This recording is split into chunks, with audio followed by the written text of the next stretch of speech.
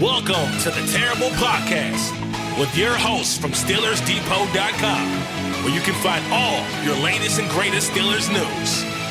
It's Dave Bryan and Alex Kozora, always lit, talking Steelers.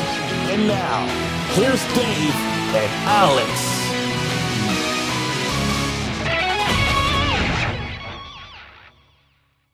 Welcome to the Terrible Podcast, Season 16, Episode 25. He's Dave Bryan. I'm Alex Kozora, SteelersDepot.com. Thanks for being back with us this Wednesday. Steelers Nation, Dave, looking back at Week 2, the loss to Seattle, getting ready for Week 3 against New England. Pittsburgh, a big win, a big game coming up to hopefully get a win this week and get back to above 500. So plenty to talk about. Mike Tomlin, a host of transactions, some film review. Dave, how you doing? Yeah, doing okay on this Wednesday.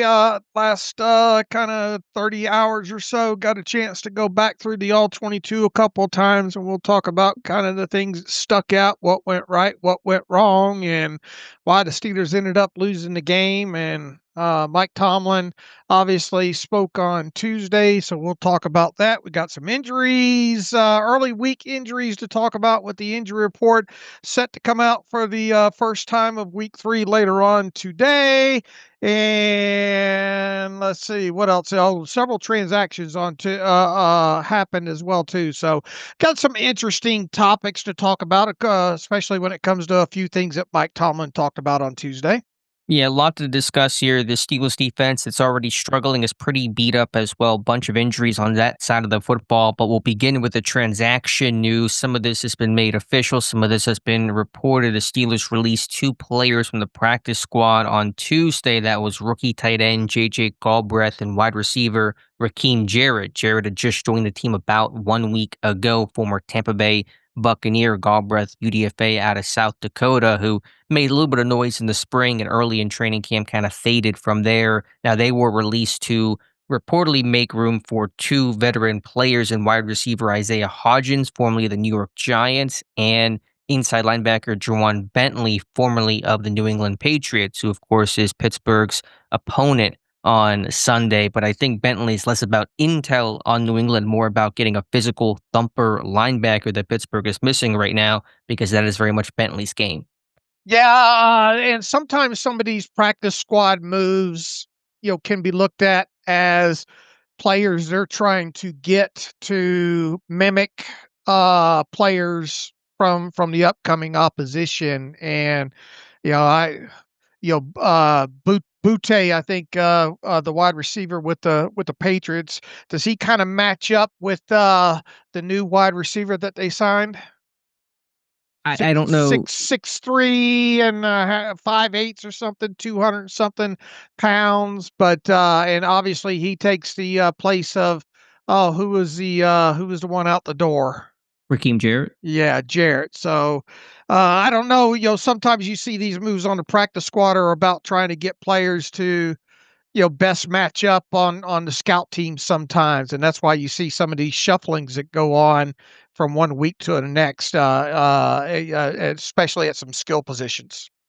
Yeah, I mean, Jarrett, was he a small guy? I don't know if, Hodgins is definitely bigger. Yeah, Jarrett, I guess, was a little bit smaller at 6 foot, $192 whenever he came out. I don't know if it's just because they didn't like what they saw from Jarrett or they just decided to go in a different direction, but Hodgins is more decorated. Not that he's had an amazing career. I know he's had some tough quarterback situations over there in New York. During his time with the Giants, he caught 33 passes in only 8 games in 2022, and then 2023, 21 receptions, just 2 receptions in 3 appearances last season. Former 6th-round pick of the Buffalo Bills. So a big guy for sure. We'll see if there's ever a role for him, but that's going to be the wide receiver swap. And then, like I said, with Bentley, he's always been a favorite of mine. He's a big guy. He's physical. He's old school, downhill, thumping type of inside linebacker. Now, he's just practice squad for now, but could there eventually be an elevation if this run defense continues to struggle? And if so, then I would imagine Bentley would assume the Landon Roberts role of playing in some base work, probably replacing Peyton Wilson, try to get more physical up front. Yeah, obviously Bentley is the higher profile player here and the one more likely to stick around here, and it will be interesting to see come the end of the week here, Saturday probably in particular, or it could potentially happen today because they haven't. The report is that he's going to the practice squad first. So if there's any kind of elevation, that would probably take place on Saturday, and there might be a roster spot to kind of play with on the 53, depending on what happens with Isaiahh Loudermilk, because Mike Tomlin said yesterday it's going to be weeks on him with that ankle injury that he sustained against Seattle on Sunday there. You know, you could have avoided all this stuff if they would have just re-signed Landon Roberts, probably, right? But obviously that milk's long been spilt, and it wasn't like the Raiders spent a lot of money on a Landon Roberts anyway. But now you find yourself looking for another Landon Roberts when you had the original Landon Roberts, right? Sure. Roberts is one of the guys that hurt to see leave and is having success. I think he had a tackle on Najee Harris in that Monday night game, which is just very Steelers of the past coming together. Now, Pittsburgh's calculation, I'm sure, was you sign Malik Harrison, gives you a similar element to Roberts and more special teams value. Then, of course, Harrison gets hurt. So, had he not been on IR, then maybe the Bentley move doesn't happen. Maybe we just see Harrison increase his reps. He got 4 snaps in the season opener. So, that's probably another reason why they're looking for that thumping inside backer. Yeah, but once again, it boils back to, I mean, and even both of us kind of thought coming out of last season that this is a guy that in the Landon Roberts that you want to re-sign, right? You know, and we were both kind of disappointed when that didn't happen, especially when we saw the money there. So, you know, you talk about a team that spent what they did and on during the offseason here, and you look at what they paid Malik Harrison, and you look at how much overall cash this team spent overall throughout the offseason. It would have been probably nothing to now. Obviously, look now, Landon Roberts. How much communication problems were there, especially in some situations later in the season where we saw him and a couple of linebackers go both in the same way. Were there some blown assignments related to him that probably played into the decision not to resign him? Yeah, I suppose that. But I mean, if you're looking for a guy that can go downhill and play against the run and play Vince Williams style football, how about that for an adjective? There, that's what this defense really lacks right now, especially on obvious rundown situations. Guys that can go in there and just blow crap up. And how many times do we see Vince Williams not necessarily make a tackle on plays, but get in the gap and thwart a puller and just kind of clog things up in the middle, and that's what they're looking for. And I would suppose, and we'll see how. Look, they had this time last week we were talking about Jabril Peppers getting added to this defense, another obviously another former Patriot player, and for whatever reason, couldn't get on a moving train fast enough, did not play any defensive snaps, which it wasn't a huge shock, but you would think maybe you could get him on the field for, some situations there. But obviously didn't. So now we'll wait and see what happens come Saturday. I think there's probably a good as chance of any that Bentley gets elevated, and it'll be if they do that, you would like to think that you could get him on the field for a couple of defensive snaps. Yeah, if you're going to elevate him, it's not for special teams. It's not been his game. It'll be for those rundown situations. So it'll be telling to see what the Steelers' plan is, if they're going to try Wilson and Queen for another week, if they think they can get things right, or if they want to try something different. Can you get Bentley integrated in your system enough? That'll be a challenge. We'll see if a veteran like him can pick things up quicker than otherwise. He was a former captain, I believe, for New England. Didn't play much last year. I don't know if he got hurt or what the situation was there. New regime, I'm not sure if that squeezed him out, but he had started basically every other game in 22 and 23, had a boatload of tackles for New England. And another reason why I don't think this is because he's a former Patriot. It's a new coaching staff over there. He wasn't part of the Mike Vrabel team this summer, like a Jabril Peppers at least was. So this is more purely just about trying to get bigger and physical and tougher against the run. Pittsburgh also working out 10 players in total, including Hodgins, who signed. Not worth rattling off the entire list of names here. Some linebackers, some receivers, a tight end, and Matt Sokol, who was with Pittsburgh in training camp. earlier this year or last year, I think it was. And that's maybe a little notable there if they end up needing a tight end with Galbraith being released. Right, right. So, yeah, what does it say if they don't elevate Bentley on Saturday? Well, it depends on exactly how they use the linebackers for this game, but it would say that either A, Bentley didn't get up to speed quickly enough, or B, they just want to give Wilson and Queen one more chance to show what they could do. Probably a combination of both. All right, we both agree we like the ad, but until the addition there, but until we get to see kind of him on the field and kind of impact he can make and kind of the adjustments maybe this team can make when it comes to stopping the run, specifically this week, because you just can't continue on down the path that you're going right now against the run. Exactly. All right, from an injury standpoint, a lot of them there. First injury report will come out a little bit later today. Mike Tomlin, during his Tuesday press conference, giving off a laundry list of names who will either miss or could miss this game. He lumped Deshaun Elliott, Derek Harmon, and Joey Porter Jr. all in that questionable bucket. He really said some of these guys were very questionable or questionable at best this week, especially Harmon, who Tomlin acknowledges is a rookie, needs more of a runway, needs more snaps, needs more reps overall to dress in this game. Tomlin ruling out Isaiahh Loudermilk, who you mentioned. Tomlin saying that's going to be a week's thing. It seems very likely IR is going to be his outcome there. Alex Highsmith also with a high ankle sprain like Loudermilk, but Tomlin saying it was, quote, lesser significant injury than Loudermilk, but he will still be out at least this week and would be surprising if he was out through the bye. That's my speculation, not Tomlin's comments, but just seems reasonable there. Tomlin noting that Patrick Queen, Darius Slay with an oblique and shoulder injuries respectively could miss practice time,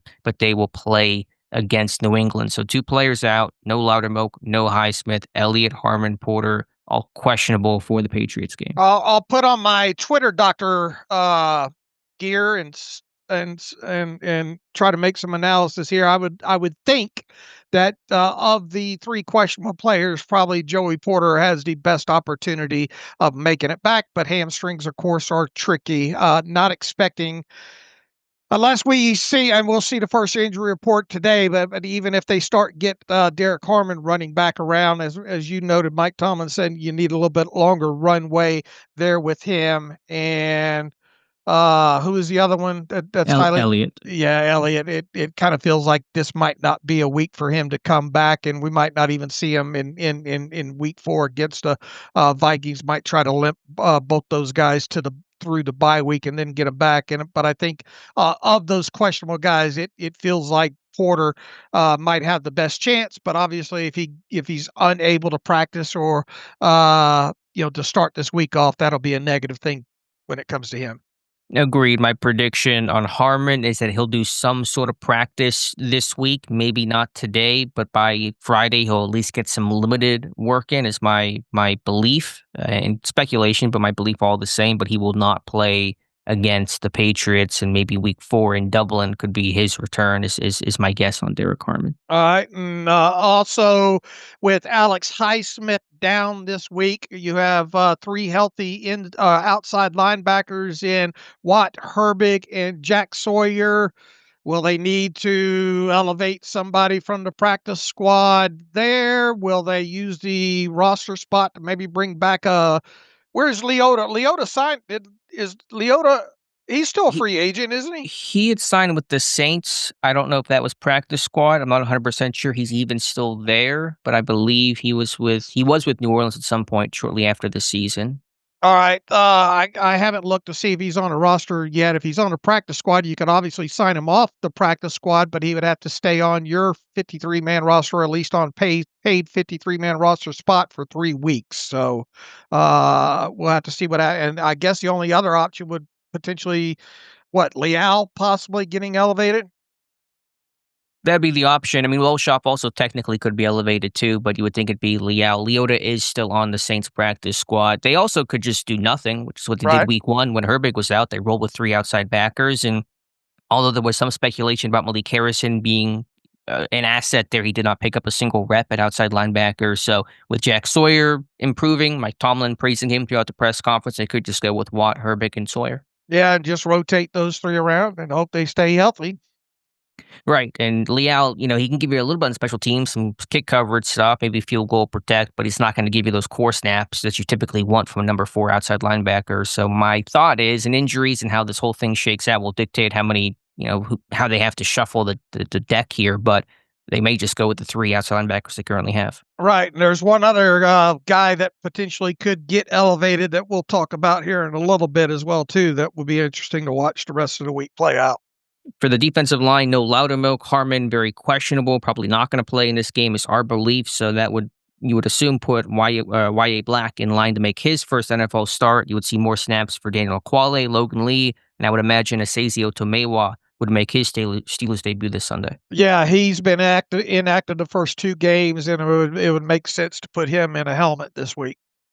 All right, Dave, from Mike Tomlin, what were the big takeaways from this one? Of course, Caleb Johnson, top of mind here after that kick return gaffe. We talked about during our Monday live stream, what would be his role? Would they make him inactive? Would they go back to him? What would be the plan there? It's not been explicitly spelled out by Tomlin, but he did say that Johnson is going to be, or probably, but you can take probably as he will be taken off kick return duty and have to kind of earn his way back. And so not a lot of commentary from Tomlin on Johnson overall in the sense of what he has to do to earn that trust, other than just practicing well, being detailed, classroom type of stuff there. But do not expect to see Caleb Johnson get a redemption chance on kick returns for a little bit. Tomlin did say that's a short-term thing. We'll see if that becomes a long-term thing, but it'll be Gainwell and someone else returning kicks this weekend. Yeah, I don't know if we have a grading system on the doghouse, but he's in it.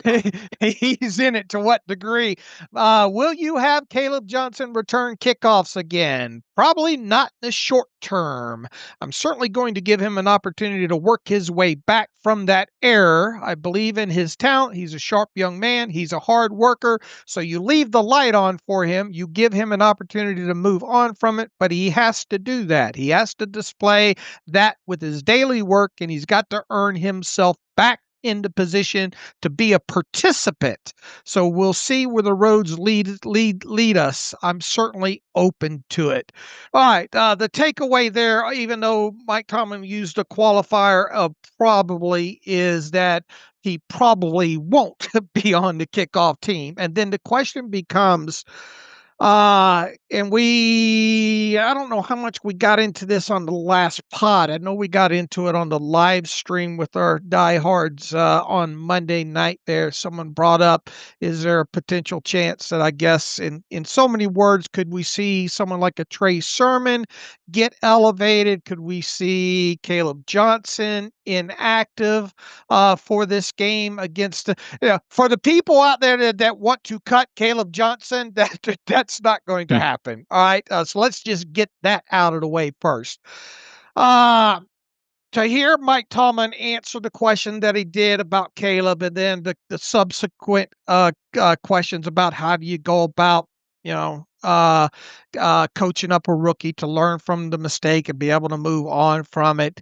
I have to think that it's because this is a guy that's played 4 offensive snaps. He's been on the kickoff returns, and he's touched the football twice in 2 games.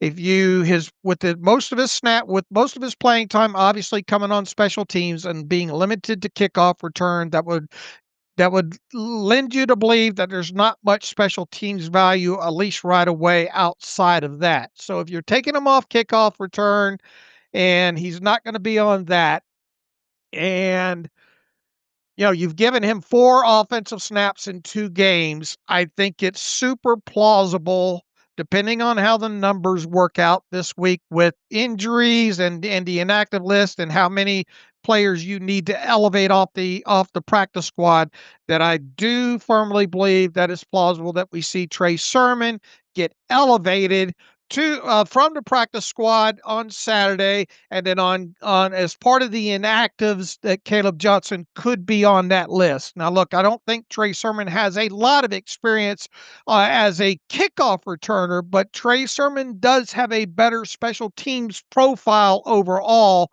than a Caleb Johnson does. So if you're going to be down an outside linebacker potentially this week, and you got some other guys kind of banged up, at least if you gave the helmet to Trey Sermon, You could get him on the field potentially in special teams and maybe a snap or two on offense, and then sit Caleb Johnson inactive to at least give him one game, maybe potentially even more, to kind of think about and start working his way back. In that Monday conversation, I wasn't dismissive of the idea of Sermon being elevated, but I was more skeptical of it after hearing Tomlin's comments. I'm moving more towards it's going to be more likely than not that Sermon comes up and Johnson does not dress for this game. Mostly because if Johnson's not doing kick returns and he's barely playing on offense, then what value does he have on game day? And so how do you justify giving him a helmet? And you're right, Sermon doesn't have a deep background in kick returns, but he returned kicks this summer in preseason for Pittsburgh. So I would expect Sermon to come up and be a kick returner opposite Kenneth Gainwell. People won't love seeing another kind of big running back that's not super athletic back there returning kicks, but that's my expectation. And then Sermon, as you said, can offer other help on special teams, maybe on punt coverage and kick coverage and things like that. And he's a competent pass protector. He had a really good summer. I thought he had a nice preseason overall. He showed a little bit of everything, and that's why he's still stuck around. And what has Peyton Wilson's role been on special teams? It's been that left wing, which has not been my favorite thing in the world. I know that some people push back on me calling it out after week one, saying there's TV timeouts and you get a rest. But after we see Peyton Wilson with a lot of fatigue issues in week two, throwing up on the field, having to run down punts is maybe not ideal for a young linebacker. What did Sermon do on special teams during the preseason or training camp? Did he do any work at wing? That sounds right. I can try to look it up here through PFF. I know I've charted it. It'll be easier for through PFF He did punt left wing 6 snaps in the second preseason game. As far as the punt coverage team, and on the punt return team, he did PDL1 for 15 snaps. So, and then he also worked the first preseason game on kick return and kickoff coverage in all 3 games there. So once again, you get a more functionable player as far as special teams. And I suppose if they liked, I can't remember how those left wing punt snaps and was Wilson been left wing? Yes, Peyton Wilson's been the left wing on punt team, so you can see the replacement there. Yeah, that would make some sense too, to not wear out Peyton Wilson a little bit there, right? So and then obviously on kickoff return, he did kickoff return left and kickoff return right in that first preseason game. So you could definitely carve out, I don't know, 6, 7 special team snaps for him. And then if you want to get him in the game for those couple of carries that have been going to Caleb Johnson, you could do that as well. And probably wouldn't have to elevate John Radigan for this game because Sermon could assume those responsibilities. Radigan only played, I think, 6 or 7 special team snaps, did not work on the punt coverage team. So Sermon can take all of that. For those wondering, PDL1 on punt return, that means he's on the punt rush team. He's one of the down linemen on punt rush. And so that's a designation there. 38 special team snaps this preseason for Trey Sermon. So the more that I hear from Tomlin, the more I talk about it out loud with you and in the chat on Monday, I put your money on Sermon getting elevated for this game. My wife will appreciate you doing that, I'm sure. I think, and look, when it was brought up, in the live stream the other night, I said, yeah, that's a plausible type situation, and to mix that now with what Mike Tomlin said, at this point, I think I'll be surprised if that doesn't happen, to be honest with you. So I'll put my money along with you putting my money on that happening on Saturday. So we'll see how that bet turns out there. But I mean, if once again, if you're not, and we only say this because it certainly feels like Caleb's not going to return kickoffs, and if he's not going to be that guy, and if you don't have any other kind of defined special teams roles that you're comfortable with. And really, right now, Danny Smith probably says, just get that guy out of my face right now anyway. And, Tomlin probably doesn't want to put him in, Tomlin just probably wants him to think about it and all like that, for at least one game here. And once again, if you're not going to have him on kick return and the plan was anyway, just to get him 2 offensive snaps. I know a lot of people are saying, you're going to, you're gonna thwart his development and all like that. We're talking, a couple of games here. It's not going to kill the kid. It'll make him focus a little bit more, and that's why I think you'll see Trey Sermon up this week.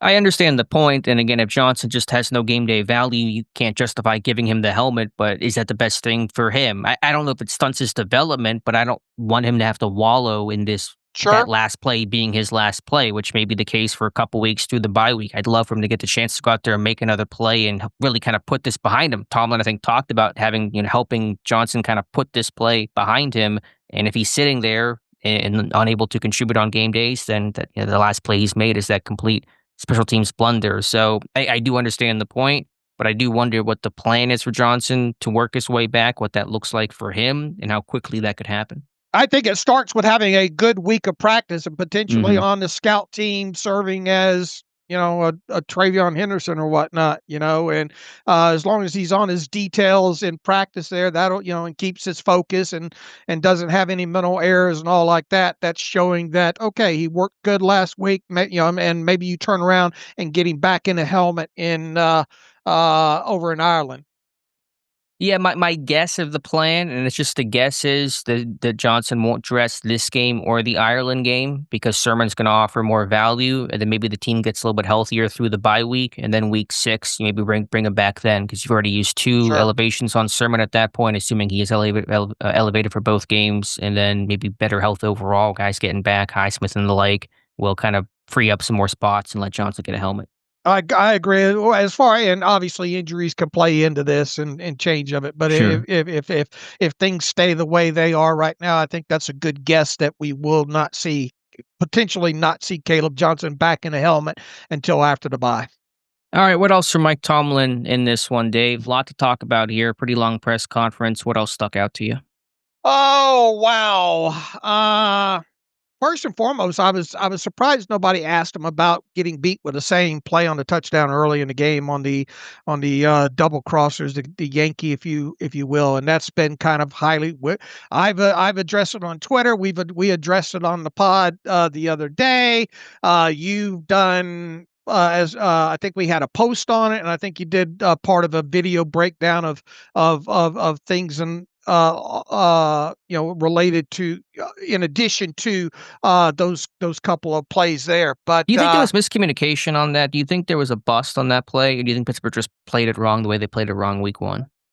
I will say this: it's hard to imagine that after the Jets game, that in the film room sessions they didn't cover, okay, what happens the next time that we see this. And then you don't see a lot of it in the All-22 shot. It's one of those ones where you wish the All-22 shot would have done one of those late wideouts, zoom outs. But it did seem like there was some aggravation there in the game against the Seahawks about maybe somebody missing an assignment. Was Slay supposed to give that up? And was Ramsey coming over to fill middle of the field? And then even look at kind of Ramsey kind of not go wide open at first, get to the middle of the field and then sort of try to get on his horse late within that, try to cover the receiver the rest of the way there, almost like he was expecting to, all he had to do was get to the middle of the field for a replace, and then expecting, who was it going across, Slay? Yeah, Slay was coming across. He was carrying the shallow cross. My thought is that Slay was supposed to fall off on that because you get that zombie call where the safety cuts the shallower cross to take that, and then the cornerback falls off and covers the post to help the cornerback that's out leveraged, Ramsey in this case. And Thornhill's reaction is pretty visceral. I mean, he was clearly upset at the end of that play that the All-22 captures that for a frame or two. So my wonder and my thought and my guess is Slay busted that play.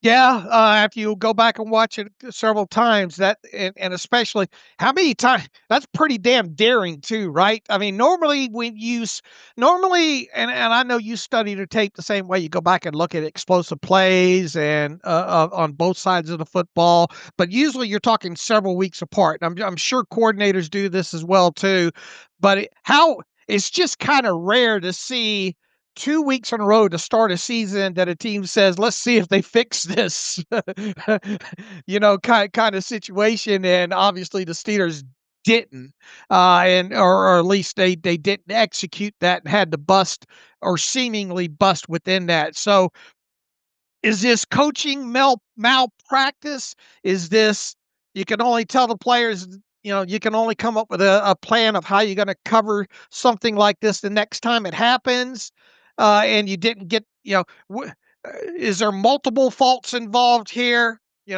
I mean, the issues are it's either bad scheme or bad communication. I don't know which is worse, more damning for this team. Because if it's bad scheme, then it's more scheme stuff from last year. If it's bad communication, it's bad communication from last year, despite having new pieces and veteran guys out there. Here's the thing, and the Seahawks really didn't try to hide it either, right? The formation's slightly different, but as far as the backfield, I think went. But I mean, you have the pre-snap stuff was there to kind of, and although the position on the field wasn't exactly the same, it was a little further out there. You're running the same defense overall, and I think against the Seahawks, it was a 1st and 10, wasn't it? Situation on that one, and linebackers coming up and bite. But the fact of the matter is, they just on the back end they didn't handle it right, and it does indeed seem like maybe Slay might have been in the wrong there. Yeah, just handling some of those reduced splits, those condensed formations. I think Pittsburgh's had some issues here to start the season, so a lot to work on. But yeah, I wish Tomlin would have been asked about that. Don't know how great of an answer you would have gotten, but it would have been worthwhile to hear from it all the same. Some positives I here. I would have just framed it so because Mike Tomlin doesn't like to name players' names and point the fingers and all like that. Just say, was there a miscommunication or was there a bust on that first touchdown? Sure. Maybe Turlos don't get asked about it on Thursday. Well, maybe something we can add for Friday's show. Something positive, because it's been a pretty negative tone here, obviously, and understandably so. But Tomlin impressed with Jack Sawyer. Thought he saw a significant improvement with him, especially on special teams. And I went back and watched the special teams film. He had a couple of tackles. He forced the fumble, too. I don't know if it would have been him or Skoranek getting credit for it, but they were both in on the tackle. Now, Seattle recovered it on a kickoff, but that could have been a big play there. So you've gotten 2 forced fumbles on kick coverage your first 2 weeks, which is a big positive overall. Sincerely, also talked about Broderick Jones improving from week 1 and Tomlin feeling great about this offensive line. I don't know if great would be my adjective to use about this offensive line right now, but Tomlin thinks that group is trending in the right direction. Kind of prime minister of defense vibes coming out of this one from Mike Tomlin, right? And now look, do you expect him to come? We suck, I suck, everything sucks. Mike Tomlin's at heart an optimist and all like that. There's a lot of this is just lip service within there, right? Coach speak, if you will, as far as some of these answers overall. Was Broderick Jones better in week 2 than he was in week 1?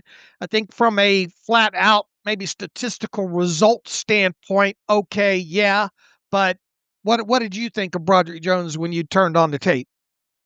Better. Yeah, I think that's fair to say from week 1, but is better good enough? I don't think so. I think Jones still struggled in his technique, in being aware and handling stunts. And I think the entire offensive line could have been better in handling and communicating passing off stunts, sticking on some of his run block, just kind of being more fluid and just consistent, still needing that. So I would say it was better, but it's not where it needs to be. Right, exactly. Let's see. What about the defensive line kind of attrition and rotation comments? Yeah, Tomlin really citing just those as being the issues of why the defense wore down. The first half was pretty good overall. I think they held Seattle under 40 yards rushing. Then the floodgates started opening late, and Tomlin saying that injuries played an impact and the new people, which limited schematics, according to Tomlin, were big reasons why this defense wore down. So he doesn't seem to be sounding the alarm bells in the sense of once we get healthy, once we kind of get our legs under us and start playing together, get some more snaps together, that the defense will open up. But certainly has to happen a whole lot sooner than later. Yeah, I don't like him using the attrition. I mean, it almost sounds excuseful in there, right? I mean, and here's something that struck me yesterday after the press conference. Excuse me. Uh, oh, what a great 90 we have, right? From what he said back in the summer? Yeah. Oh, what what a great 90. And uh couple of times he mentioned, "I really had a great 90 to work with." Well, why do you have a 90-man roster, and why do you carry the depth, and why do teams? Because they want to carve out the best, I guess, 53 plus 17, 70 guys, right? And you want those tough decisions when it comes to getting down to your 53, and then your practice squad. And because you have such a great 90, that makes those cuts really, really tough, supposedly. And that gives you a good feeling that you're a fairly deep team, especially at the start of the season. So then you get into the halfway through the second game of the season, essentially, and you're saying, well, attrition, and what else do you particularly say in schematics, new people, yeah. that kind of stuff. Yeah, okay. So you had a good 90 a couple of weeks ago. You felt pretty good about the depth, and now 2 weeks in, you're talking about, well, maybe the 90 wasn't all that great, basically. Yeah, I mean, I understand the point. You're down Harmon, you lose Loudermilk, you're putting a lot on a rookie in YA Black, but it does sound too many. Bless his heart, is Loudermilk attrition? Point taken, but it's also just now a rookie has to absorb a bunch of snaps that weren't planned for, and you're getting through that, and you're getting worn down. I think it's Tomlin's point. Now, I'm not defending it in a wholesale sense. I think it does sound like too much excuse making for a team that was supposed to have good depth and was supposed to spend the entire offseason getting bigger and physical and better up front to stop the run. They're not seeing that. So Tomlin can cite whatever reason he wants to. He can be justified to some degree in those reasons and explanations why. But we're in a bottom line business here, and Tomlin understands that. I don't have to tell him that. The results must get a whole lot better, and it must happen in a hurry. When you mentioned that the schemes are limited up front, is that because of your young guys, YA Black and Logan Lee? How do you overcome that when you have that situation? He says, I think in general we continue to work. It's not only their youth, it's our collective youth in the season that is 2025. Injuries are a part of the game. Certainly you adapt and you move on, but it probably comes with more challenges at the early portion of the year. I think we've kind of felt the effects of that. I certainly feel confident that we're going to experience the benefit of that. We have some young people gaining some really in-game experience, and we're being challenged as strategists to adapt and bring the game to them. I think the big scheme of things, all of those things are positive.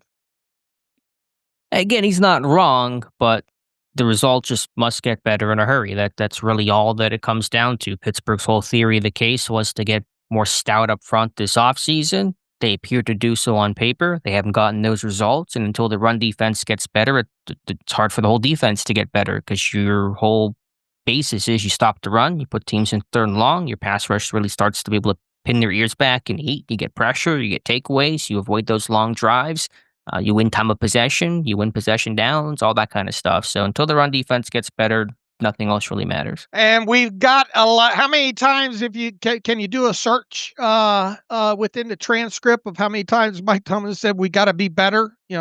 I mean that's basically his answer to this. We got to be better. Yeah, I got 12 hits for just the word better here, so you can probably understand that that's a theme of the press conference. All right, he was asked, you've given up the most plays of 15 yards or more in the NFL. What do you attribute that to through 2 games, and how do you fix that as a team? He says, again, what I've been talking about, we've got to be better. We have to strategize better. We have to play better. We have to divide the labor up a little better. There's like 3 betters right there. Some of that's been challenging with some of the attrition, but that's what we're paid to do. I'm excited about addressing that this week. Now, 15 plays of 15 yards or longer. The Steelers have given up 22 such plays on defense so far. How many total plays has the defense been out on the field so far this season? Alex, 129, at least per PFR. right. My charting might be taking up penalties and stuff like that, but 129 we'll call it. All right, what's 22? What's a percentage of? The answer is way too much percentage. 17% though, mathematical answer. All right. 22 plays of 15 yards or longer. 8 of those were runs. That leaves the other 14 as pass plays. So it's not just the run, and that's one thing that I think even after you did the tape and did your latest video as well too, that's one thing that jumps out as far as this defense goes. It's easy to look. Was the run defense in the first half, as we stated the other day, was not bad at all. Yeah, you could do without one of those early 13, 14-yard runs and all like that. But where they were getting beat really in the first half was middle of the field, kind of those 8 to 10, 12 yard passes in addition to that touchdown that we already talked about early in this thing. So let's, what I'm getting at here is it's just not the run defense, especially coming out of this game against the Seahawks here. They've got to be better in both phases, run and against the pass here. And doesn't feel like you're going to have Porter, or you might not have Porter again this week. And you more than anything, it all does start with stopping the run. And these linebackers getting run over and just to push over, man, I know this jumped out to you, man, just to push on both in the trenches on both sides. It was obvious of which team was winning that war. And that's got to change. It does, and that was a theme in week 1 and still a theme in week 2. And Tomlin even used the, 2 is a pattern, or whatever, the 2 is a trend, whatever the saying that he invoked there, saying that, one time you can maybe hand wave that away against the Jets and say it's week 1. It's weird for the entire league, but now it happens again in week 2. If it happens again in week 3, your alarm jumps, I think, exponentially every single week that it continues. But to Tomlin's overall point about the newness for this team, we talked about that as one concern. On paper, yeah, the defense looked really good. There was potential there to be a really good unit, but how do you play as a unit, not just the individual? How does Darius Slay play as a corner? How does Jalen Ramsey play as a versatile defensive back? How does, Derek Carman play, even though he's not playing right now? All of that to say that it's a team sport, obviously, and Pittsburgh is going through, I think, a lot of growing pains of trying to come together as a unit. And maybe that shouldn't be surprising, because when you have so much roster turnover, that can be good to infuse new talent, to try something different and new, which was needed. But a consequence to that is trying to come together on the fly. And there's a lot of growing pains associated with that. We got some early morning transactions to talk about here. Do you want to read those off for the folks? That'll answer a few questions. Yeah, there you go. The Steelers have signed defensive end DeMarvin Leal from the practice squad to the active roster, signed linebacker Ja'Whaun Bentley, wide receiver Isaiah Hodgins, and tight end Matt Sokol to the practice squad. And corresponding moves, Pittsburgh placed defensive lineman Isaiah Loudermilk on IR and released J.J. Galbraith and receiver Raheem Jarrett from the practice squad. So we knew about Galbraith and Jarrett. We knew that Bentley and Hodgins were going to the practice squad. So the new moves here is Leal being signed to the 53. That's going to take the place of Loudermilk, who's going to go on IR. Will miss at least the next 4 games with his high ankle sprain. And then Sokol to the practice squad to fill the spot of J.J. Galbraith. All right. So you've got and you got the 2 guys to, let's see, that makes, who was the third practice squad guy? It was Sokol. Oh, okay. Sokol, Bentley, and Hodgins. All right, and they terminated contracts of who? Oh, okay. They had the open spot because Leal. Okay, that's where the math went wrong. Okay. Yep. The 3 practice squad spots open up. Galbraith, Jarrett being released, Leal being signed. The practice squad guys then fill those spots that were vacant. All right, so we've got our answer there now when it comes to Leal. So no elevation will be necessary there, and we would expect Leal to have a helmet on Sunday against the Patriots. And then now this certainly opens up a path, it would seem, for Bentley and Trey Sermon to maybe be your two elevations on Saturday, which could result in Caleb Johnson and who else might be inactive there? I mean, Highsmith just becomes inactive because of the Right. injury. So True. those are probably the two guys who don't dress because of that. All right. So how much of your money are you willing to bet on Sermon now? A little bit now, and definitely still your money as well. So yeah, Leal does come up, which I wasn't sure if that would be the plan or not, but he's a big guy. Maybe they'll get him out there for run defense a little bit and can certainly still play a little bit on special teams. And so just yeah, you're always risking going to a game with just three outside linebackers. And although Harrison didn't play that role in week one, maybe he was the emergency guy if there had been an in-game injury with him no longer available, may compel this team to then make sure their bases are covered by getting Leal up. All right. And I think obviously the other question mark there is Bentley. So we'll see what happens come Saturday. To go back to the big plays allowed defensively, you're right, Dave. 22 in 2 games, unacceptable. But what are the 8 of those have come against the run? And last year, Pittsburgh only allowed 14 runs of 15 or more yards. Wow. And so they're already at 8 this year, more than halfway there through 2 games. And that just kind of sums up where this defense is at. I forgot to look at that, and it should be easy to manipulate the stat head link here real quick. How many of those 15 plus yard runs came in the final 5 games? I'm saying it was 14 runs of 15 or plus yards. Okay. I think I might have misspoke there. I don't have the link on me. I mean, I know you sent it in the chat. I have to go back and find it, but probably a couple, but I don't know if it was a ton of them. I mean, Derrick Henry had a couple of them, right? Yeah, this doesn't count the playoff game. This only counts regular season. But so Henry certainly had a bunch of the wild card game, but not in the regular season. Not as many. All right. So, I mean, you're already over halfway there to last season during the regular season when it comes to runs that long. Right, which is a very alarming sign here against a Patriots team that certainly can and will run the football with a bunch of talented running backs. We'll talk about more for the Friday show.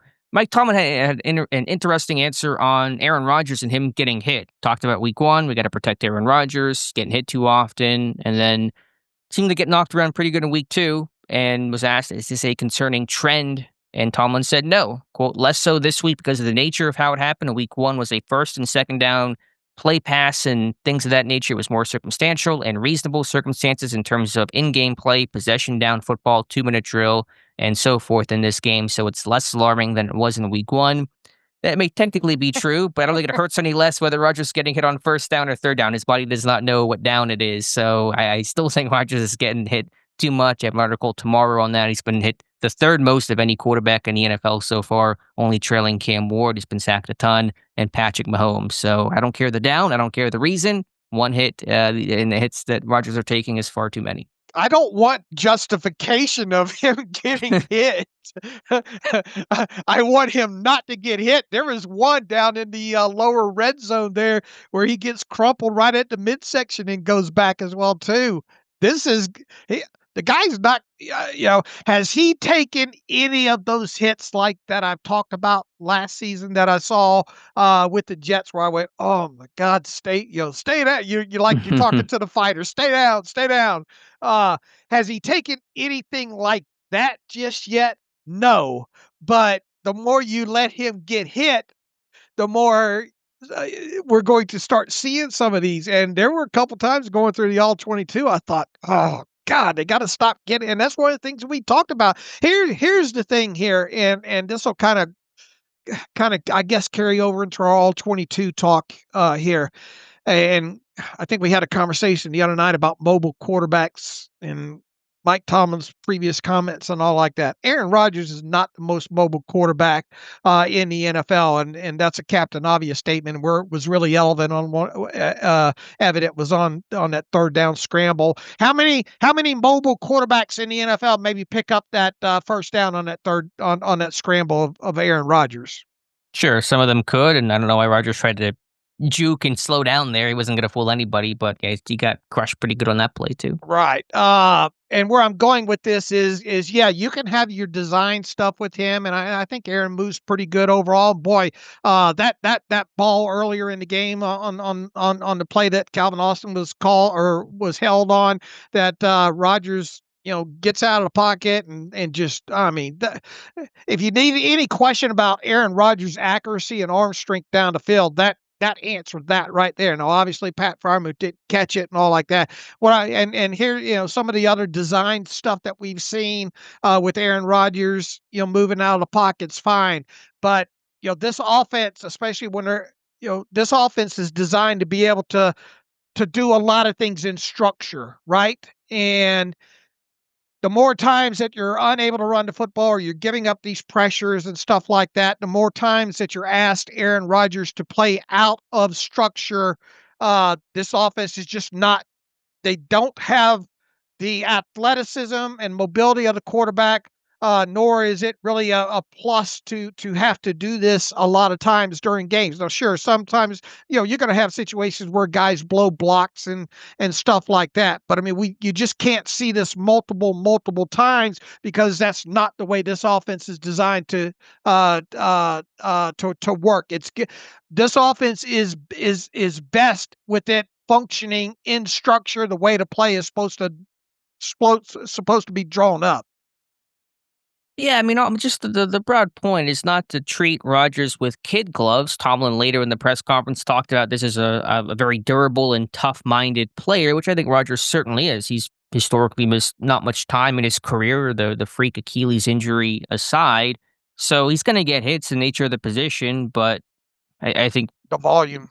yeah, it's the volume, and it's just your hopes and dreams lie in Aaron Rodgers. And I remember, I think Eddie Faulkner's talked about, he's told players before, when you carry the football, or Tomlin said it, you carry the hopes and dreams of this team. Well, Rodgers, you're carrying the hopes and dreams with him. That's why you brought him in. It's why you waited 3 months. It's why you think you can make a run. At least that was the team's hope and expectation going into the season. And in that attrition, to use Tomlin's word, will add up over time. And we saw Rodgers, who was durable last year, didn't miss a game, but he clearly was hurt and hampered by a knee injury or whatever he was dealing with last season from the hits that he took early in the season behind a pretty bad Jets offensive line, and he didn't get to play at his best football because of it. So, God forbid Rodgers has a nagging knee or whatever that really hurts him with the way this offense is, the way this team is, they cannot afford that.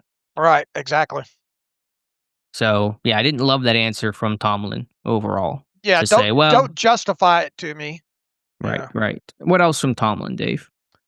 Oh, you tell me here. What else was worth mentioning here? Offensive identity. Tomlin not super concerned about dialing in on what the identity of this team is. 2-game body of work, he says. Small sample size.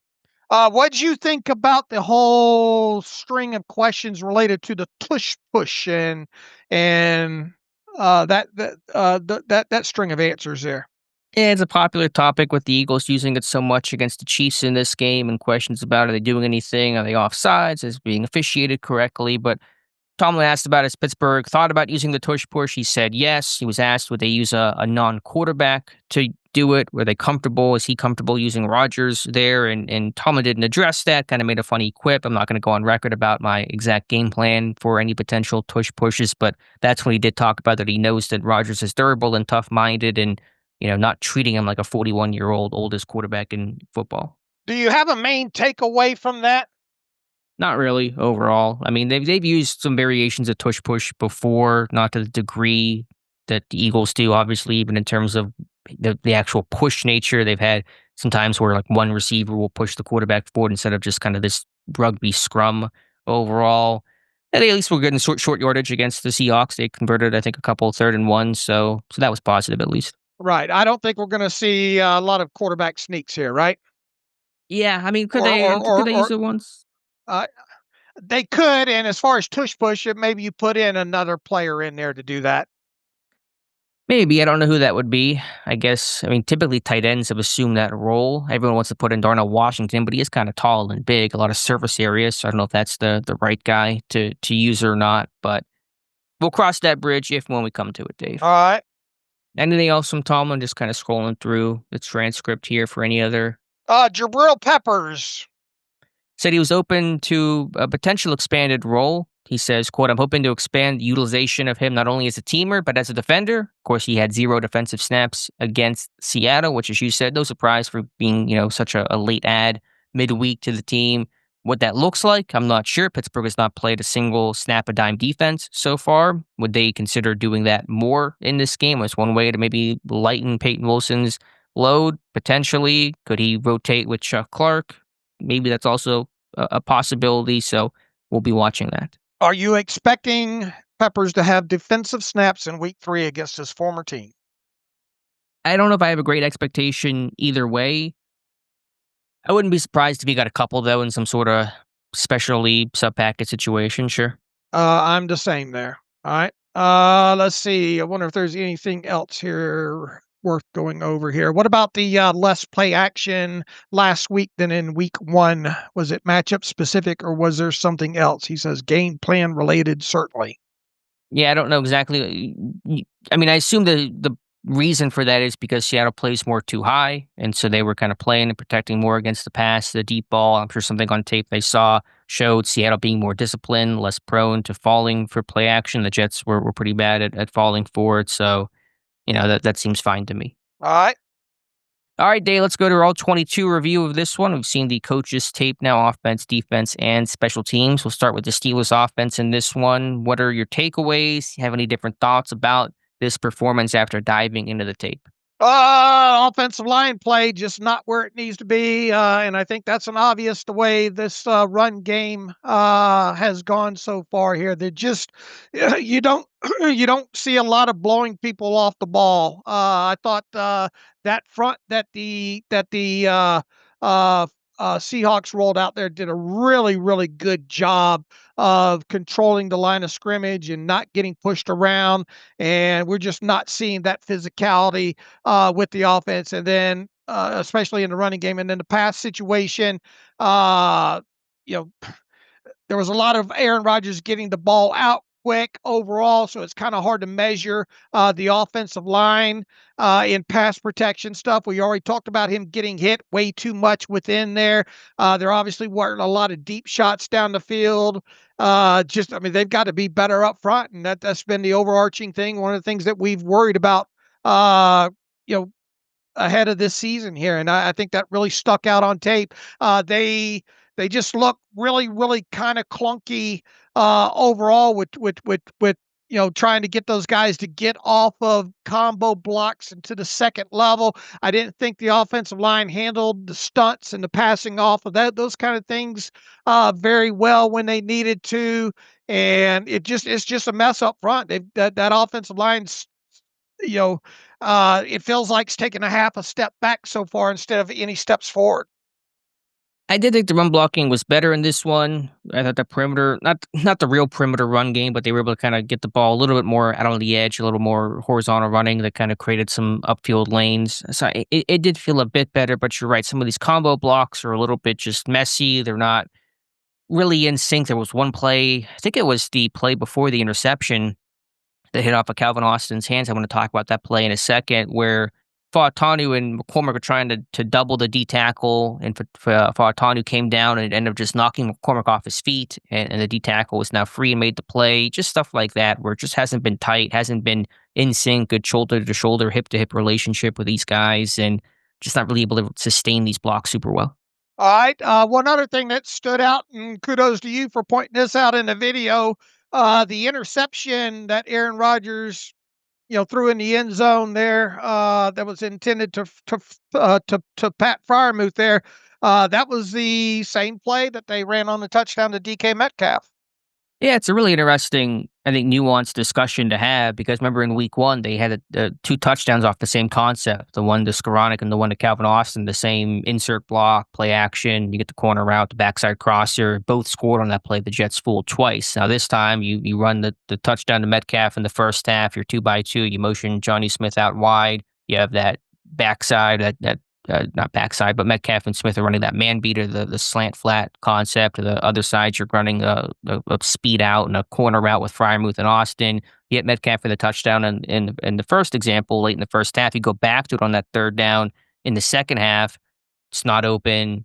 Rodgers scrambles. Austin screws up the scramble drill rules, tips the ball, gets picked off. So, when do you say we're good? When do you say let's go for it again because we won on the first rep versus saying let's not go back to that play because the defense might be expecting that play the second time around? In the Jets game, it worked twice. This game, it worked once, and it ended in disaster the second time. So, when do you say when do you hold them? When do you fold them? Is kind of the thought, and there's a really good, I think, debate about what should be an OC's philosophy: keep going with what's working, or try to consistently stay one step ahead to defense. Well, it's a rear view mirror type situation, right? Did it work?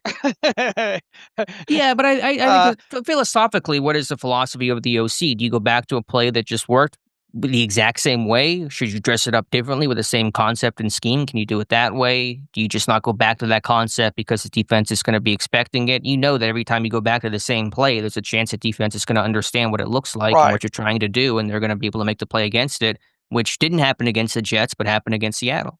Right. Here's my thought on it. If you're going to use the same play, you got to put more lipstick on the pig. Especially after running it that many times. And my second comment on it would be, man, you just come out of training camp, OTAs, and all like that. And I understand probably not wanting to put too much stuff out on tape, but haven't you put that one out there on tape? You can't tell me you don't have another third and goal type play in that situation that you can go to in that situation. Yeah, I think that's a good point. Yeah, the playbook, the menu feels pretty limited for a quarterback like Aaron Rodgers that you feel like has a lot of trust and autonomy and say in this offense. I don't know if that's because he got here so late or if it just, again, Pittsburgh wanted to kind of go with what they know, what felt like was working in this one. So is there a right answer? Is there a wrong answer? I don't think there is, but it's an interesting discussion because we've seen Pittsburgh really use the same kind of red zone plays in back-to-back weeks. All right. The other thing, obviously, and it points out in the stats, is the intended air yards versus the completed air yards. And, Rodgers right now, once again, sits, I think, worst in the league in completed air yard average. And we've got, they spread the football. Did you have Ja'Whaun Warren as the team's leading receiving yardage leader after 2 weeks? Now, look, it's a small sample size, 2 yards, and obviously the yards after the catch that he had on that one against the Seahawks plays a large part into his. Thank God he had that, but you obviously didn't finish the drive on top of it there. But Darnell Washington has 1 target, I believe, and that was Aaron Rodgers, I think, essentially throwing it in the dirt at his at his feet. Well, no, he did have another one over the middle that we talked about that was wide. So I think he's got officially like 2 targets maybe overall. I'm not sure if they counted that one that went at his feet or not as an official target on that. But look, I said before the season started that I didn't think. I thought we could see an increase in targets and catches for Darnell Washington this season. There was another instance there where Darnell settles in the middle of the field and Aaron just decides to go the other way over, I think, Warren over to the side there. That would have been an easy.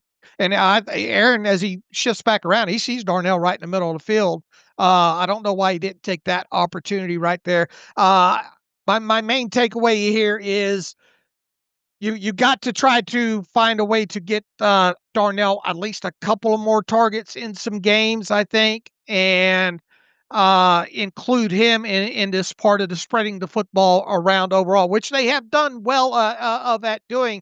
But I mean, you heard all this talk too about Scotty Miller, right? And what a smart player he is, and looking at preseason and the plays that he made, Scotty Miller, does he even have a catch yet? I don't think he does, right? I don't think he has a target. All right. I don't think he has a target either. So, that you're going to have to, and Roman Wilson just has 2 targets, 1 catch so far. You got to, even though you're spreading the football around, you probably need to kind of up the volume a little bit on these back end type guys, especially if you're going to play this shorter, dink and dunk type passing game, if you will.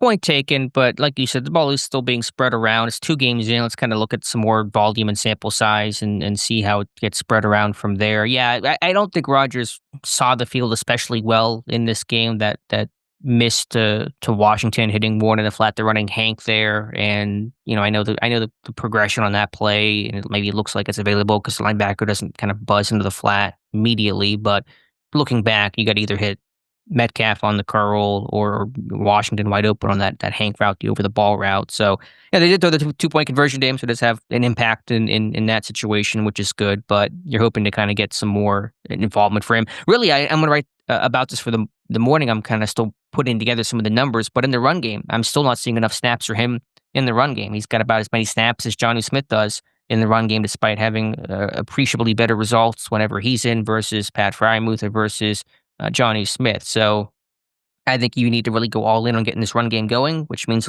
playing a lot more Darnell Washington, your best run blocker. I was prepared for that part of the test today. Okay. I believe Darnell Washington, correct me if I'm wrong, was on the field for 10 running plays against Seattle. Now, I wanted to drill that down a little bit more. 4 of those plays, he and Connor Hayward were the 2 quote-unquote tight ends on the field. Okay. I was looking at it for the season perspective, so I didn't break it down into week 1, week 2, but that all seems correct. Now, there was an increase of run. What did we say week 1 was? 4? For what? 4 run plays with Darnell Washington on the field? That sounds right. I'll have to go back and look. I believe that was the number. So they did try it more. I'd much rather see, and I don't think there were any.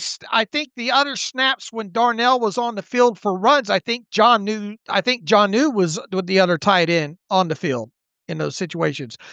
Can we maybe get some Freiermuth and Washington and start seeing a little bit of 13 personnel even? If you're going to run 12 personnel, how about some Freiermuth? Who's the better blocker between Freiermuth and Jonnu Smith, or is that too much of a loaded question? Let's just flip a coin. They're both all right, average at best and probably below average, a little better out in space. I mean, it's 6 of one, half dozen the other, but as a little teaser from our top meat charting, Pittsburgh has 39 run plays this year. Washington been on the field for 20 of those. Jonnu Smith 21 and Freiermuth 14. Despite run success rate, which I know is still a small sample size and not always indicative of an individual, but run success rate whenever Washington's on the field 60%, Jonnu Smith 42.9%, Pat Freiermuth 50%. So Washington leading the group there. And to your point, only 1 run out of 13 personnel through 2 games, which surprised me. Right. And this is a team that we thought, if they were going to run the football successfully this season, it would be out of either 12 or 13 personnel, and included in that obviously would be Darnell Washington on the field being attached. Yeah, so even if it's 11 personnel, which is Darnell being the lone tight end, if you want to spread the field, not have to condense things in, there's just, it's still early, and we'll see what how the wheels spin in Pittsburgh's mind. But if you really want to commit to this run game, which Pittsburgh needs to do, I think getting Washington more snaps out there is the right way to go about at least a good first step in doing that. Agreed. All right, Dave, flipping over to the Steelers defense, and first half was serviceable.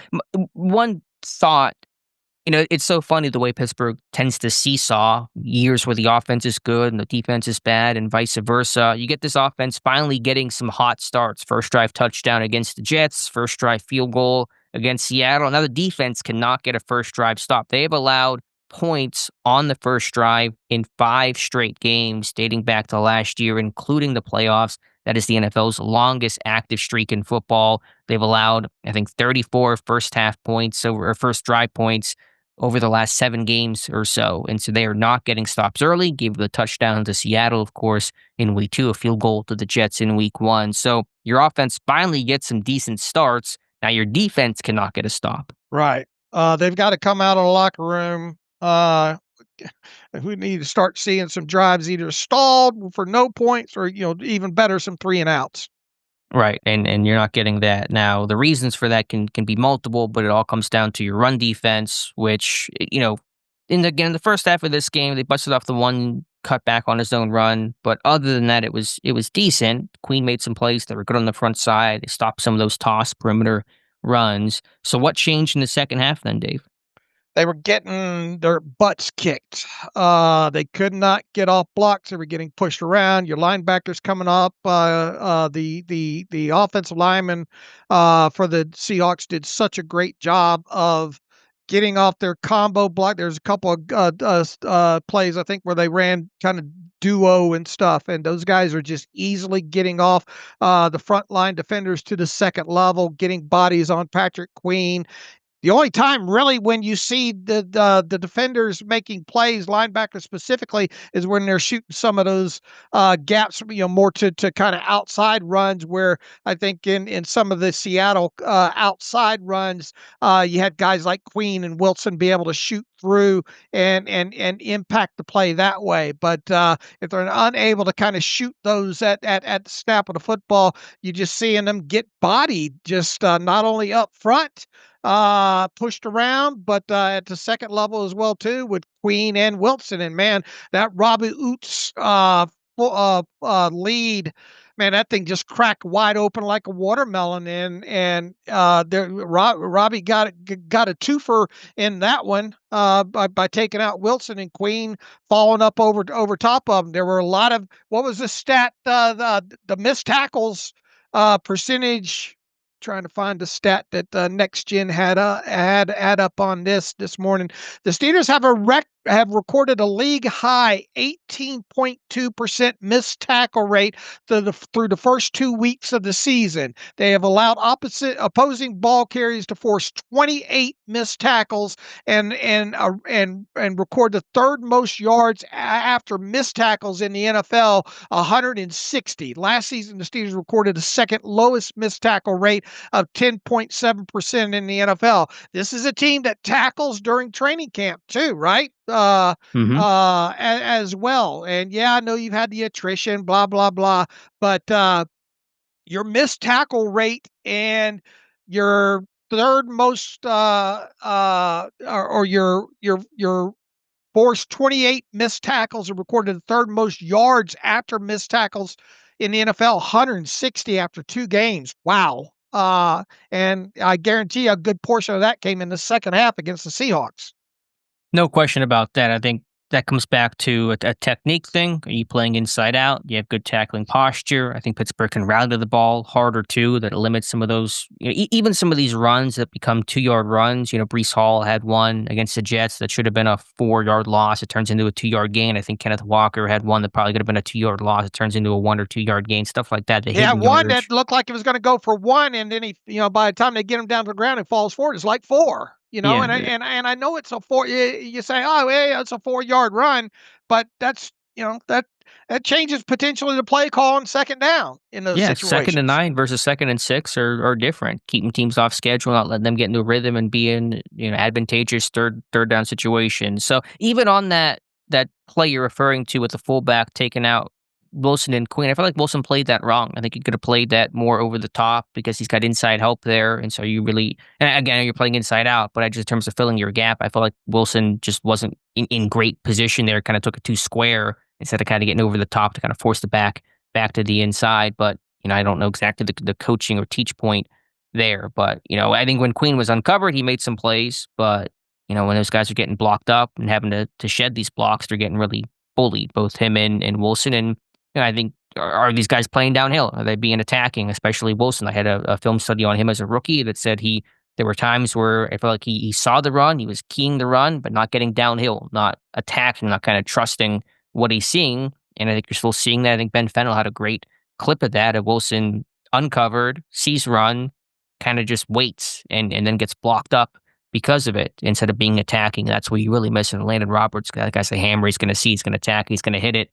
And you're not getting that from your linebackers, especially not Peyton Wilson. Yeah, and I mean, there are a couple times he ends up on his back trying to attack some of these too, Yeah, he's not a small guy. He's a big guy. He's tall, a lot of surface area, but I mean, he's a big old school linebacker, 6'4". What's he up to? 240? I don't know, 250 now, and he's got to play like that. And on the touchdown run to Walker from 19 yards out, that's another one that he looked like he tried to undercut and try to, they're relying a lot on their athleticism to make plays instead of angles and, trying to go over the top, maybe force guys back into help. Yeah, I mean, I don't know on that one. I have to go back and check, and he was playing inside out. Maybe the angle was just wrong because he kind of just barely got a hand on Kenneth Walker, who ran by him. But Pittsburgh just kind of felt like they were waving the white flag. They just looked tired and worn down for sure by that stage in the game. Yeah, I mean, the second half, particularly about probably the halfway through or about 10 minutes left, I guess, or so around in the third quarter there is really when the wheels started to come off, and what did Mike Tomlin say about that, about second half and 50 something, what was his quote on that? I'm not sure.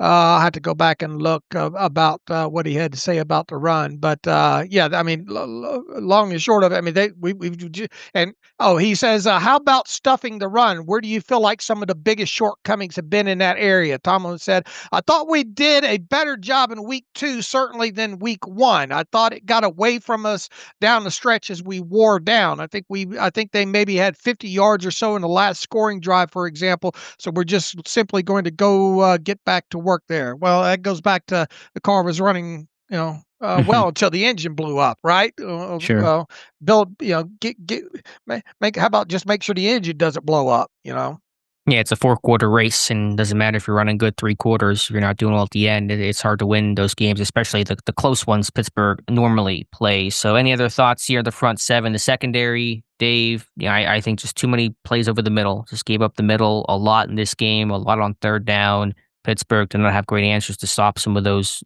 hash middle of the field type throws. They're very static in the back end. We're yet to see any really pre-snap type of stuff or rotation for the most part, especially when you've got a guy who, and one thing we talked about when Jalen Ramsey was traded for us, man, I can't wait to see him move around in this defense, and he is doing that. But as far as, I mean, they're rolling out, and I mean, it's almost easy right off the all-22. So, okay, this is going to be cover 3, or this is going to be cover 1 man, or this is going to be a quarters down in the goal.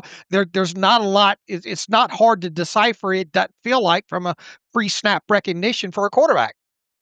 Yeah, that's fair, and that may go back to some of the newness Tomlin is citing, but you can't talk about all the great talent you're bringing in and then talk about how static you have to be because it's new. Because you have a lot of veteran guys back there, and Ramsey and Slay and Thornhill and even Brandon Eccles. So yeah, I don't think the post snap picture has changed too much.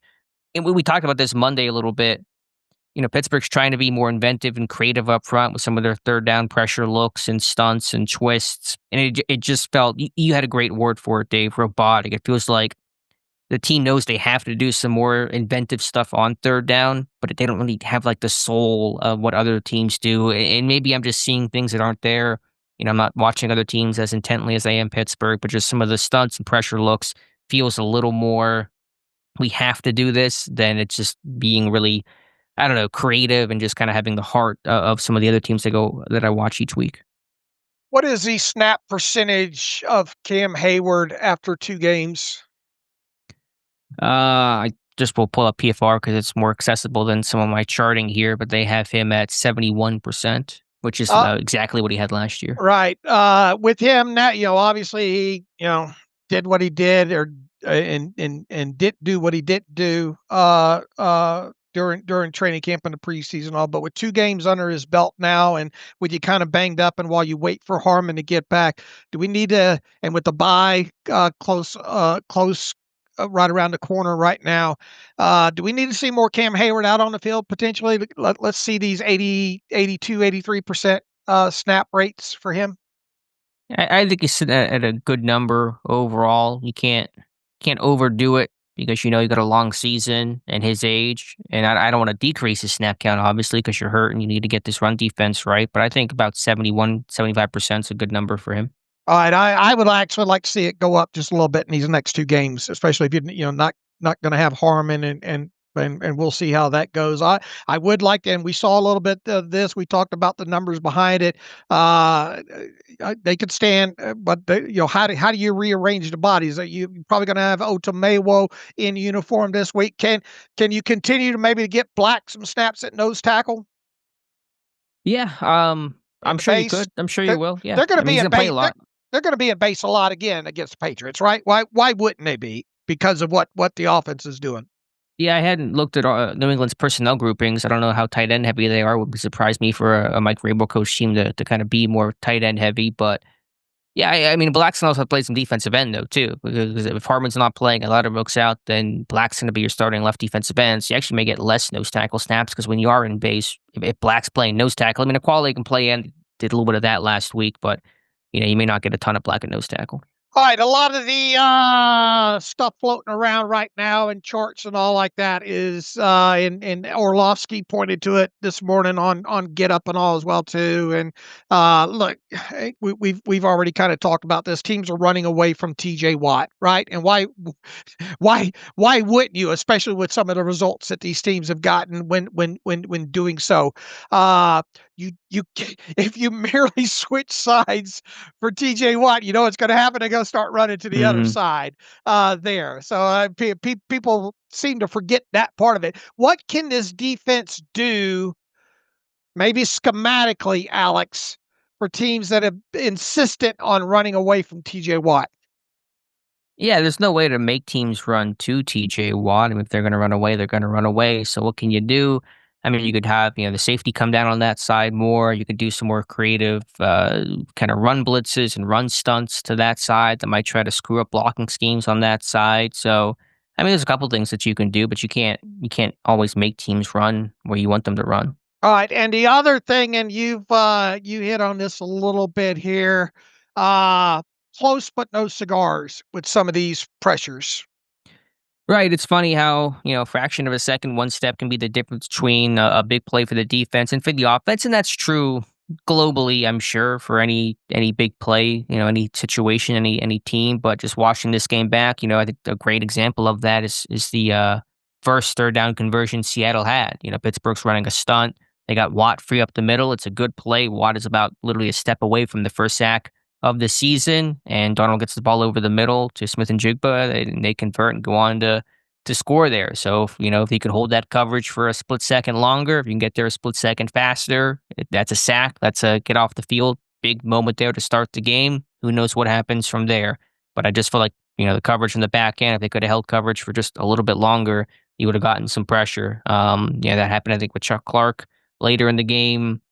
Patrick Queen and about a half step away from sacking Sam Darnold. That ended up being a big play, and you've already kind of highlighted it and talked about it there. What would you like to see Peyton Wilson?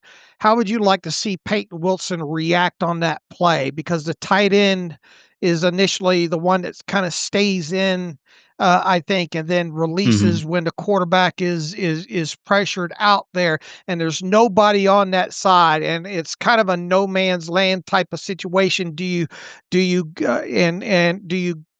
go after the quarterback? Do you gain depth and just make sure you take away, because that it ended up being an easy completion to the tight end after Queen missed. But I mean, there are so many different things in that play. What would you have liked to see Peyton Wilson do on that play? Yeah, it's a great question for Terrell Austin. I hope he gets asked about it. I'm skeptical that he actually will, but Wilson's in a tough spot there. I mean, his goal is to rush. He's the contain guy on that play because Watt is looping inside. Queen is rushing up. I think it was the A gap. And so Wilson is contained on that play. So the hope is you rush enough that tight end doesn't leak out. It forces him to stay in. And so Barner did that, and then he ended up leaking out. So there really isn't a coverage responsibility, I don't think, for Wilson on that play. The goal was just to keep their protection in and force those guys to block, and you wouldn't have to worry about having to go cover somebody. So, in hindsight, you maybe wish that Wilson would have dipped in coverage and Queen just tracks down Sam Darnold. But in terms of what the core and the call of the play probably was, I don't think Wilson is asked to drop there. So I don't really fault him. I fault Queen for not getting to the quarterback. He's got a free shot, and I know the running back comes in late to kind of change the path, but Queen's going to make that play. He's right there. So in other words, the solution to the problem is Queen not not miss there, Yeah, right? you got a free shot on the quarterback on third down. The scheme worked as it's designed. You got to go make that play. Because Wilson is caught in no man's land there, right? It comes down to what is his responsibility, what is the call on the play, and we Right. can't say with 100% Right. confidence, obviously. But Wilson is contained because Watt's not contained. He's looping inside. Queen's not contained. Who's your contained guy to that side, and that's Peyton Wilson. They were down. What was the score at that time? It's 24-17. All right, so you're one down, and then after they converted that, wasn't it the 1st and 10 that they took the deep shot down the field? Yep, 54 yards with Smith and Jigba. All right. So you wonder about the complexion of the game changing if you get the sack in that situation. Obviously, they're punting, and they don't go down and get at least on that drive they don't get the touchdown that they got, and so you're one. I mean, it's a 1-score game with you getting the ball back with how much time was left in the game at that Like point? 5 minutes. Yeah, you had plenty of time there for a guy that just, Rodgers that just led a game-winning drive. This would have been a game-winning drive, game-tying, but you would have given your offense the ball back down 7. You felt like, okay, we're still in this thing. All right. I intended before we even got into the all-22 of attacking it this way. So instead, I'll attack it after the fact there. What did this team do to be in to actually be in the game 17-17 with and how winnable of a game was it when it was 17-17 even after, because it was tied right when did the Aaron Rodgers interception happen? No, it wasn't tied at 17. It was 17-14 Seattle. Then you had the Caleb Johnson flub, which made it 24-14. Then Pittsburgh made it 24-17. All right. All right, before their field goal, then, in other words, it was 14-14 after the interception, and then even after the interception, they got a 3 and out. They got the ball back, and then the Steelers went 3 and out, and then that next drive that carried over into the start of the fourth quarter, it was 17-17. No, it was never 17. Oh, no, I'm sorry, 14-14 with 1:33 left in the third quarter. Right. Okay. I got my bearings here. What did they do so right? What enabled this team to be 14-14 with 1:33 left in the ball game, or left in the third quarter? With Seattle get possession at their own 9. What did Pittsburgh do so well? That's a good situation. The way the game had gone up until that point, for this team to be 14-14 with 1:33 left in the fourth quarter, with Seattle 1st and 10 at their own 9-yard line. I mean, that you could. What did they do so good that they were in that position there? And technically, that's when the game got away from them, right?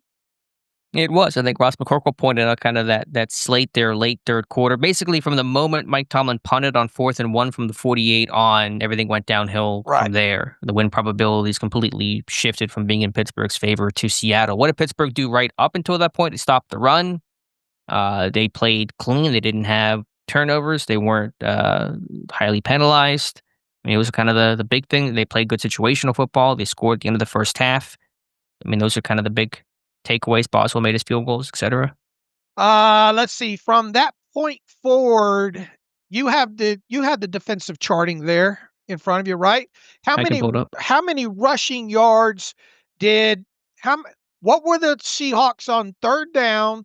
And then how many rushing yards did they have from starting at 1:33 left in the third quarter?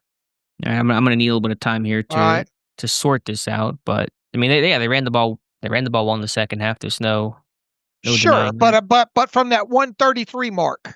Yeah, no, I understand. I'm just vamping to just try to buy myself a little bit of time here. So I got you. People understand we're dead air kings.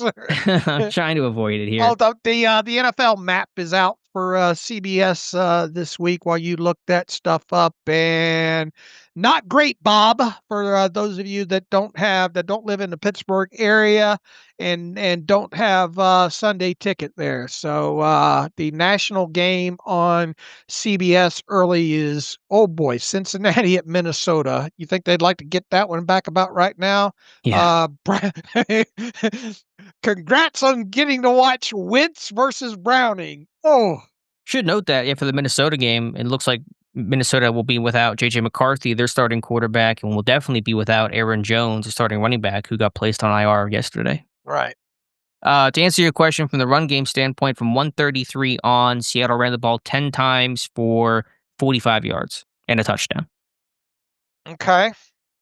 Now, that also includes the last possession where Pittsburgh played all out against the run. That was a 7-yard loss. Herbeck had a big tackle for loss on Charbonnet. So those numbers also kind of get a little bit skewed on game circumstance. All right. And what were they on third down, Seattle, from 133 on?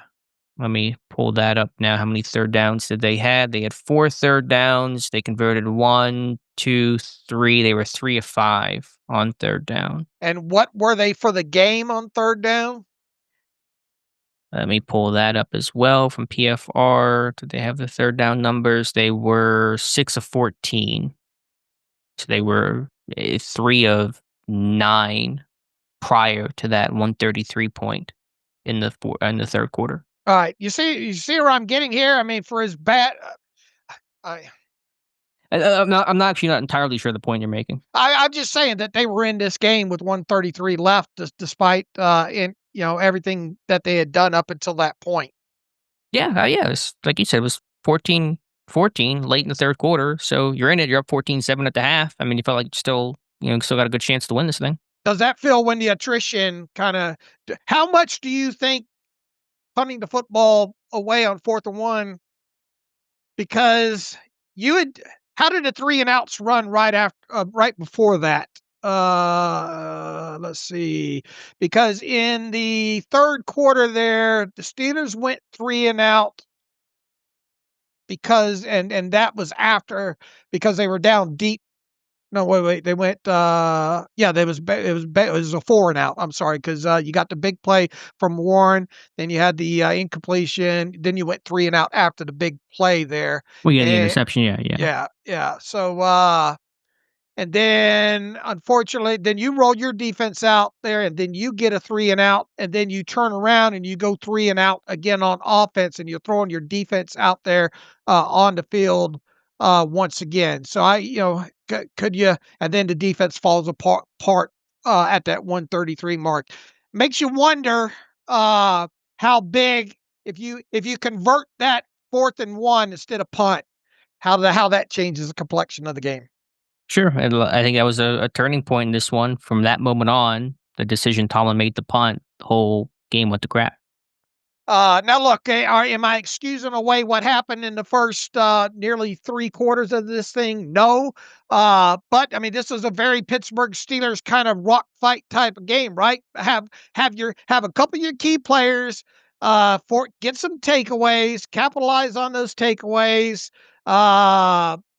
be sound on special teams, and then come away with the victory in the fourth quarter. But they missed the memo on some of that in the fourth quarter. Yeah, right. That's when they want to be able to close these games out, and Seattle made those plays to close their win out.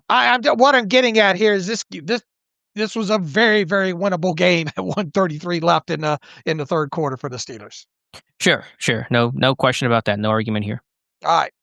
Any other final thoughts on the All-22? I thought Darnold really had Queen in the blender in coverage. I thought he was able to move some guys in zone, especially Queen in this one. So Queen wasn't all bad. I thought he was more impactful against the run in the first half and dealing with some of those perimeter runs. Whenever he's playing clean, he can certainly see his athleticism and playmaking, but still looking for more from him.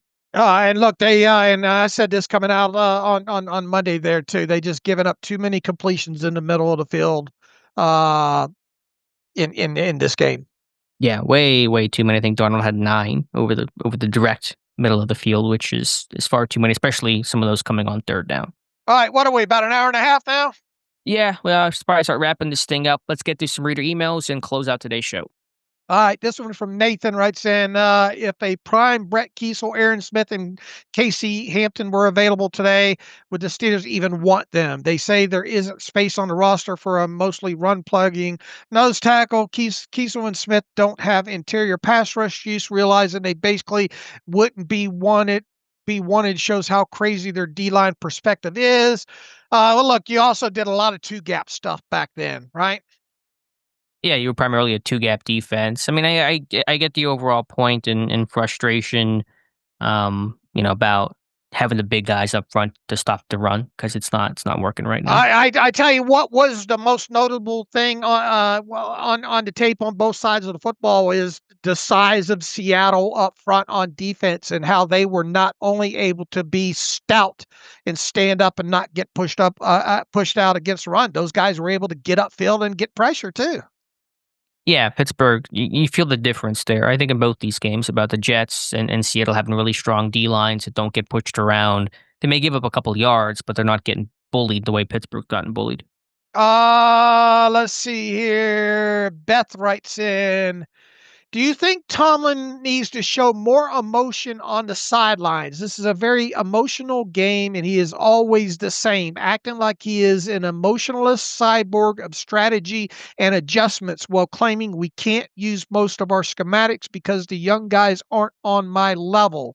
Would love to see him slam something someday, scream at someone, kick something. Any sign of life would be nice. And I'm a Tomlin supporter, Beth writes. What do you think about Tomlin and emotion on the sidelines, Alex?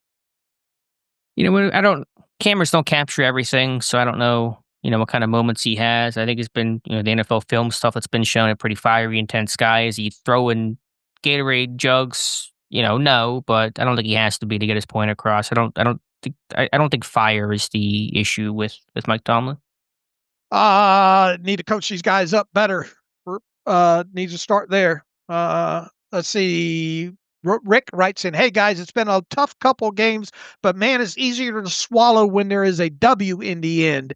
To keep this reasonable in length, I won't reiterate the multitude of issues. At first, I thought the week 5 bye was way too early, but now I'm thinking it might be what they need to get everyone on the same page. The whole secondary versus the Seahawks was not on the team last year. A couple of newbies in the front 7. The rest of the unit didn't play at all that much in the preseason. Offensive trench issues. This will surely be a big test for the coaches. We have seen other teams do this in the past. He says, I think the Eagles, Ravens, and Buccaneers are recent turnaround at the bye teams. Hypothetical question, which we don't deal in, but do you think the coaches can get everyone on Tomlin's moving train next 2 games, and especially during the bye? Too much talent for this this much suck. Thanks, and sorry for the link. Okay. I guess, look, the thing is when the schedule comes out, you can sit there and hypothesize, yeah, this is a great time for a bye. It's not in the middle of the season, so it's bad. It's too early. And then you get into the season, you have a trend. It's impossible to sit here and say, okay, now looking at it, is week 5 the perfect time based on how things have gone right now with the newness of this team and maybe hopefully getting Porter and some of these other dinged up. I mean, most of our guys hurt right now are on the defensive side of football, right? On top of it there, is week 5 a good time to have a bye, I guess would be the question. And second, hypothetically, do you think that Tomlin can get these guys on a moving train in the next 2 games? I will say this. I mean, you circle back to looking at the schedule. I had this team going 3-1 in the first 4 games, and I think I had the loss against Minnesota, and that's how quick things have kind of changed at this point here. I really like the team's chances of at a minimum being 3-1 after the first 4 games. Anything less than 3-1, especially the way that, and look, you got to take into account now you get Cincinnati, 2 games without Burrow, yada yada. Here's the thing. I really thought that it would be disappointing if this team comes out of their first first 4 games at 2-2 or worse, right? And they're staring at that now with one loss already on a Seahawks team that I thought they're going to beat the Seahawks, Alex. I just thought that they were. I thought they'd get some things kind of figured out there. I didn't think it'd be a huge win. I thought it'd be a rock fight. Blah blah blah. Do you think that the bye is at the right time? Do you think this team, Tomlin, can get this team turned around, get 2 more wins coming out of the bye? Yeah, I think they can. Listen, they're 1-1. They beat the Patriots. They're 2-1. Life feels pretty good again. So this season's not over. A lot of things to correct. No question about that. They want to get to those points. The bye is just for health for me. I mean, just to get healthy right now, you're pretty beat up, and so that's kind of the attraction of the bye. It's not like you're doing a lot of work as a team during the bye. Guys get away. They take a little mini vacation. They're going back home. They're going on vacation. That kind of stuff. So it's good for the coaches to go in, maybe kind of be able to reset and go over film and look at some broader viewpoints than just kind of the in it for this week and the upcoming opponent type of stuff. So I think a little bit kind of gets made too much out of bye weeks in terms of, just make the coaching change then or the lineup change then. It doesn't always work out that way, but it'll be good for Pittsburgh just to get healthy because they're pretty banged up right now. There's never such thing as a bad bye week. Yeah, that's what Tomlin says. I mean, the early bye week is not my preference overall, but given the situation, especially with all the defensive injuries, time for Elliott and those kind of guys to get back, I think week 5 is not a bad time to take a rest. All right, let's take one more from Taylor Carpenter from Athens, Ohio. Have you ever been to Athens, Ohio? I've been to Athens, Georgia. Never been to either. All right. Dave and Alex, I just finished the All-22 film from the Seahawks game. Insert, good on you for watching that All-22, Taylor. Insert doom, despair, and agony lyrics. It actually wasn't as bad as I was expecting, although I did see one glaring issue with the defense. Peyton Wilson.